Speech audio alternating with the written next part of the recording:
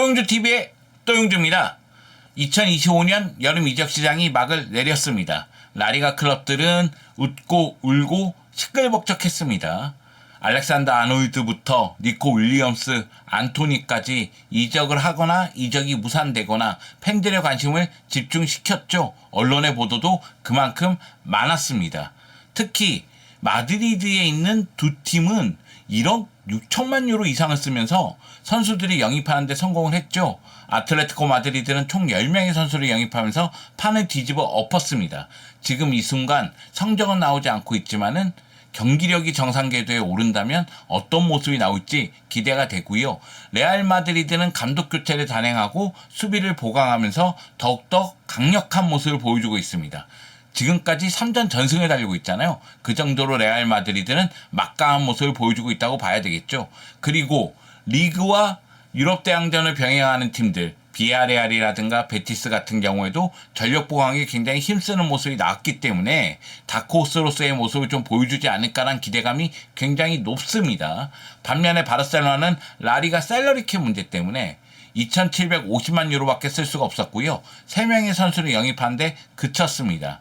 아틀레티코 클루브 같은 경우에는 바스크 순혈주의 때문에 선수 영입에 제약이 있죠. 그러다 보니까 지금 이 순간은 2명밖에 영입하지 않았는데 라포르트까지 영입한다면 3명까지 영입을 하면서 수비라든가 미드필더 라인을 나름대로 보강하는 모습이 나올 수도 있을 것 같아요. 일단 상황을 좀 더 지켜봐야 될 것으로 보입니다. 이렇듯 이적 시장에서 정말 많은 일들이 있었는데요.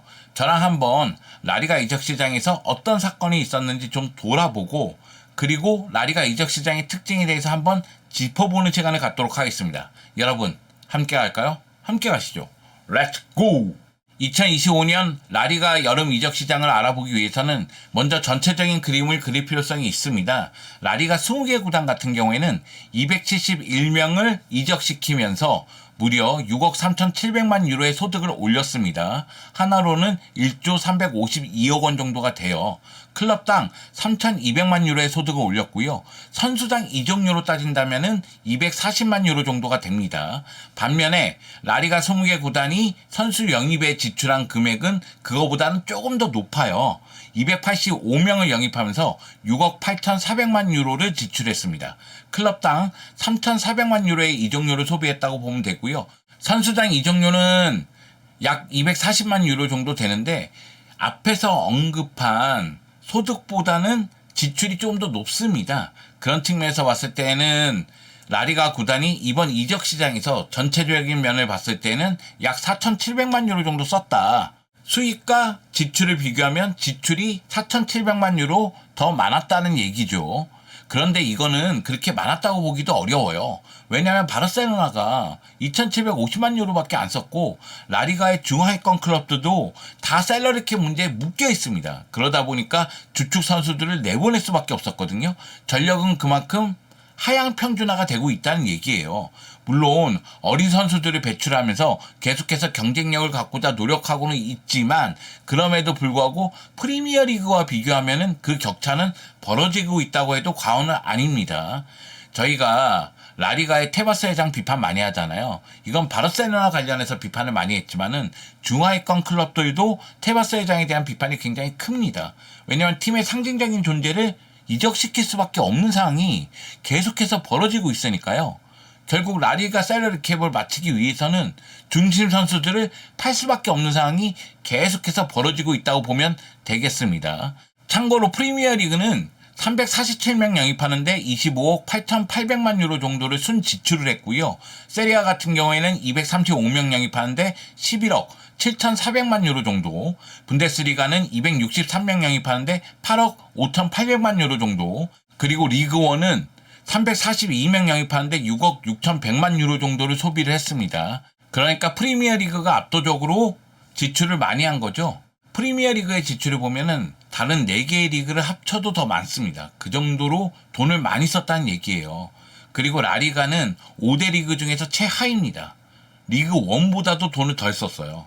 그 정도로 라리가는 이적 시장에서 돈을 많이 쓸 수가 없었다. 조금 전에 얘기한 셀러리캡 문제가 있기 때문에 이런 부분에 대해서 경기력으로 연결되지 않을 수가 없기 때문에 라리가는 걱정이 좀 됩니다. 이런 상황이 좀 반복되고 있거든요. 이걸 빨리 해결할 필요성이 있지 않을까. 테바스 회장이 자구책을 좀 만들 필요성이 있지 않을까 하는 생각이 좀 드네요. 그렇다면은 라리가에서 이적료를 가장 많이 지출한 클럽은 어디일까요? 네, 아틀레티코 마드리드가 맞습니다. 아틀레티코 마드리드가 11명을 영입하는데 1억 7,600만 유로를 소비를 했죠.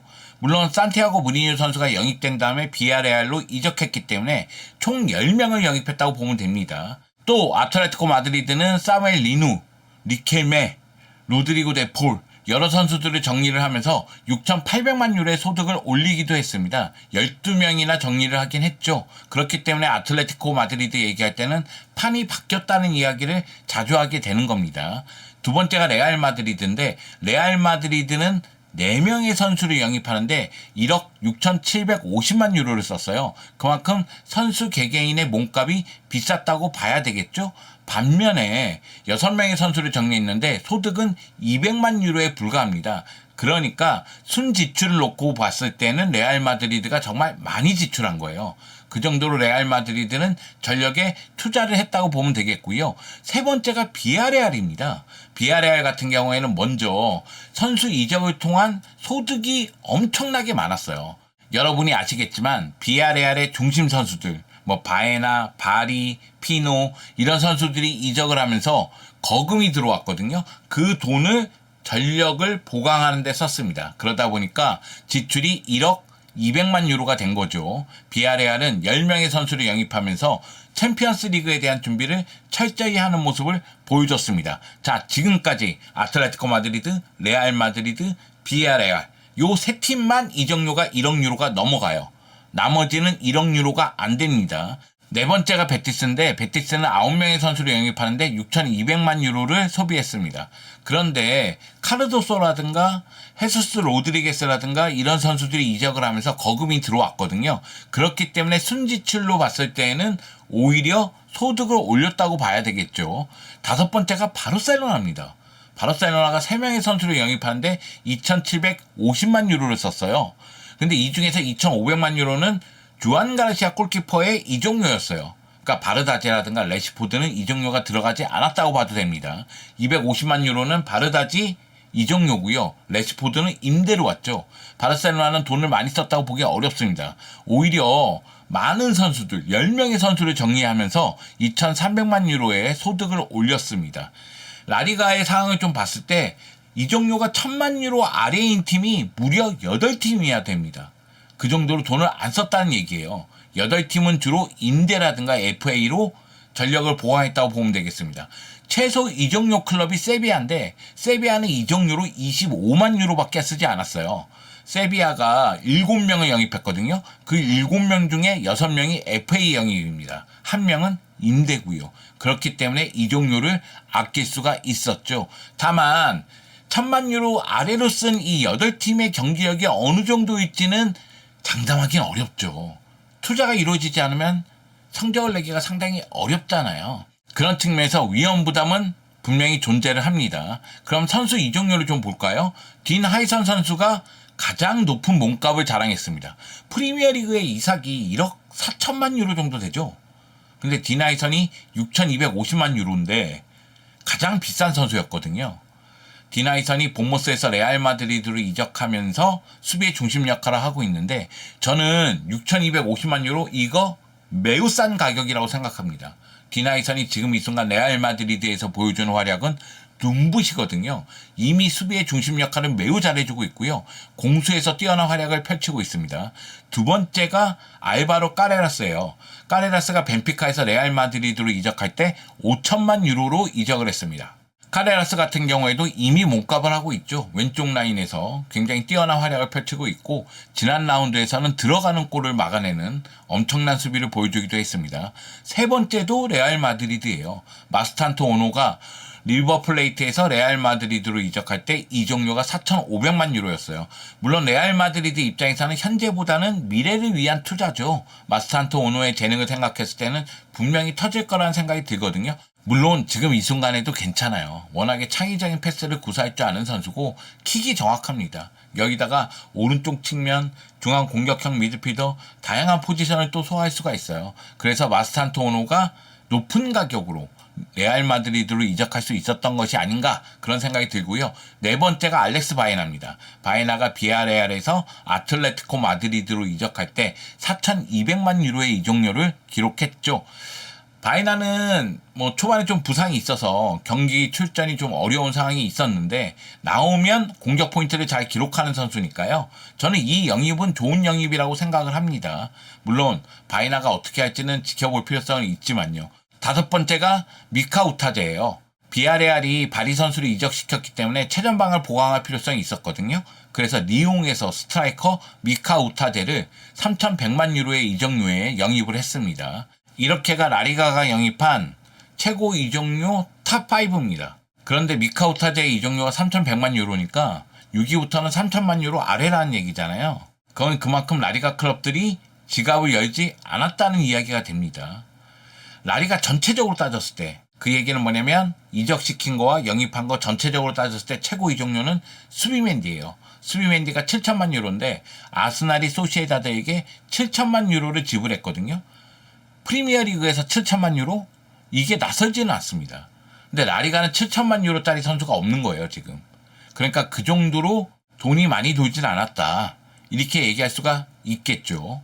그렇다면은 이번 여름 최고의 영입은 누구일까요? 물론 레알 마드리드, 바르셀로나, 아틀레티코 마드리드 선수는 제외했습니다. 개인적으로 지금 이 순간 최고의 영입을 평가하라면 레알 마드리드의 수비수 딘 하이선이에요. 딘 하이선만큼 임팩트 강한 활약을 하는 선수는 지금 없습니다. 물론 아틀레티코 마드리드의 한츠코 너무 잘해주고 있고 바르셀로나의 주안 가르시아 골키퍼 미친 선방을 보여주고 있습니다. 그래서 이 세 팀이 영입한 선수들 얘기하면은 타 팀들 얘기할 수가 없어요. 그래서 이 세 팀의 선수들 얘기하면은 타 팀들 선수들 얘기할 수가 없어서 이 세 팀의 선수는 제외하도록 하겠습니다. 대신에 비에아레알의 알베르토 몰레이로, 베티스의 안토니, 세비야의 알렉시스 산체스는 좀 눈여겨봐야 되지 않을까? 이런 생각이 좀 듭니다. 물론 비아레알의 알베르토 몰레이로 전 영입 되게 잘했다고 생각하거든요.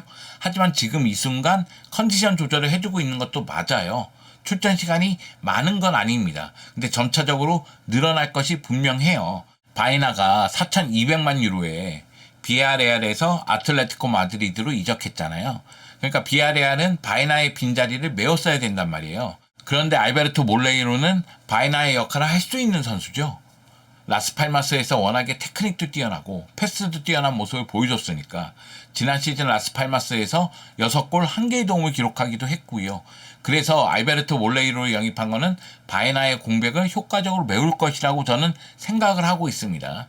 그리고 베티스가 학수고대한 안토니 결국 영입했습니다. 안토니 영입이 이야기가 진짜 많았잖아요. 왜냐면 안토니가 지난 시즌 후반기 베티스에서 26경기 뛰었는데 9골 5개의 도움을 하면서 최고의 활약을 펼쳤습니다. 그리고 베티스가 안토니를 원하고 안토니도 베티스를 원했어요. 근데 문제는 이적료였단 말이에요. 메뉴가 안토니에게 쓴 8천만 유로 이상의 이적료, 그럼 어느 정도는 회수해야 되잖아요. 그래서 메뉴는 안토니의 가격으로 4,500만 유로 정도를 책정을 했고 베티스는 3,500만 유로 정도는 지불할 수가 있다, 이런 이야기가 있었는데 결국 이적료는 2,500만 유로에 확정이 됐고요. 물론 이제 세론 50% 조항이 들어가 있습니다. 그리고 안토니가 자녀 연봉 600만 유로 정도를 포기했다는 얘기가 있어요. 여하튼 베티스가 안토니를 영입했기 때문에 안토니가 오른쪽 측면에서 어떤 활약을 펼칠지 기대가 됩니다. 안토니가 잘해준다면 베티스의 성적은 당연히 좋을 수밖에 없죠. 그리고 알렉시스 산체스는 이름값 때문에 데리고 왔어요. 왜냐하면 알렉시스 산체스가 1988년생입니다. 36살이에요. 지난 시즌 우디네스에서 종아리 부상 때문에 18경기 정도 결장을 했거든요. 공식 경기는 19경기 겁니다. 그리고 우디네스에서의 활약을 보면은 지난 시즌 공식 14경기에 나왔는데 공격 포인트가 없어요. 결국 알렉시스 산체스도 세비야에서 성공할 가능성이 높다고 보긴 좀 어렵습니다. 그럼에도 불구하고 이 선수에게 눈이 가는 이유는 세비야가 은근히 베테랑 선수들을 잘 활용해요. 나바스 돌아왔을 때도 그렇고 라모스 돌아왔을 때도 그렇습니다. 그래도 알렉시스 산체스가 선왕다운 모습을 좀 보여주지 않을까 이런 기대감 때문에 언급을 한번 해봅니다. 자, 그리고 이번 이적 시장에서 잘 보낸 팀도 있을 거 아니에요. 물론 저는 레알 마드리드가 매우 잘 보냈다고 생각해요. 그리고 아틀레티코 마드리드도 나쁘지 않았다고 생각하는데 10명이나 영입됐기 때문에 시간이 필요한 건 맞죠. 그리고 바르셀로나는 3명밖에 영입을 못했으니까 그 중에 한 명이 레시포드니까 정말 좀 아쉽죠. 근데 이 팀들 제외하고 이적 시장 잘 보낸 팀은 누가 있느냐? 한번 언급할 필요성은 있어서 말씀드리자면 비아레알을 먼저 얘기해야 됩니다. 마르셀로나 감독이 4-4-2 포메이션 가동하는데 비아레알은 바에나, 피노, 바리 같은 선수들이 나갔어요. 무려 13명이나 나갔습니다. 근데 10명을 영입하면서 전력 보강에 성공을 했거든요. 무엇보다도 비아레알은 즉시 전력으로 활용할 수 있는 선수들을 영입했어요. 스트라이커 미카우타제라든가 센터백 베이가라든가 조금 전에 언급한 몰레이로라든가 또는 토마스 파티 같은 베테랑 미드필더라든가 나름대로 전력 보강을 상당히 잘했습니다. 그 가운데에서도 이적을 잘 시켰기 때문에 이적료를 챙겼기 때문에 600만 유로의 순수익을 냈어요. 그렇기 때문에 비아레알은 매우 좋다 이렇게 얘기할 수가 있겠고 베티스 같은 경우에도 17명이나 정리하긴 했어요. 카르도소, 헤수스 로드리게스, 후이실바 같은 자원들이 나갔죠. 그 가운데 9명을 영입하면서 전력을 보강했습니다. 안토니, 데오사, 리켈메, 피르포, 암라바트 나름대로 이름값이 알려진 선수들을 데리고 옴으로 인해서 전력을 보강하는데 성공했다고 봐야 되겠죠? 그리고 비아레알이 번만큼 썼다고 친다면 베티스는 수익을 3,250만 유로나 남겼어요. 그 정도로 이적 시장을 잘 보냈다고 봐야 되겠죠. 그래서 제가 느끼기에는 결국 레알 마드리드가 지금 이 순간 폼이 가장 좋은데 레알 마드리드, 바르셀로나가 우승 경쟁을 하는 가운데 아틀레티코 마드리드가 추격을 할 것 같아요. 그 가운데 비아레알이 4위 자리를 유지할 가능성이 농후하고 베티스와 아틀레티코 클루브 같은 팀들이 비아레알에게 도전장을 내미지 않을까 그런 생각을 좀 갖고 있습니다.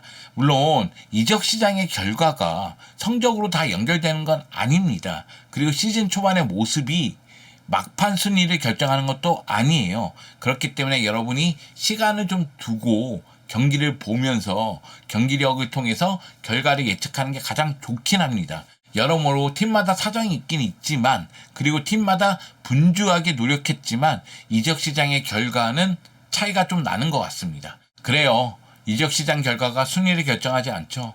그래서 끝까지 가봐야 됩니다. 그럼에도 불구하고 레알 마드리드는 왜 이렇게 강하냐? 그리고 강하게 느껴지냐? 나만 그런가?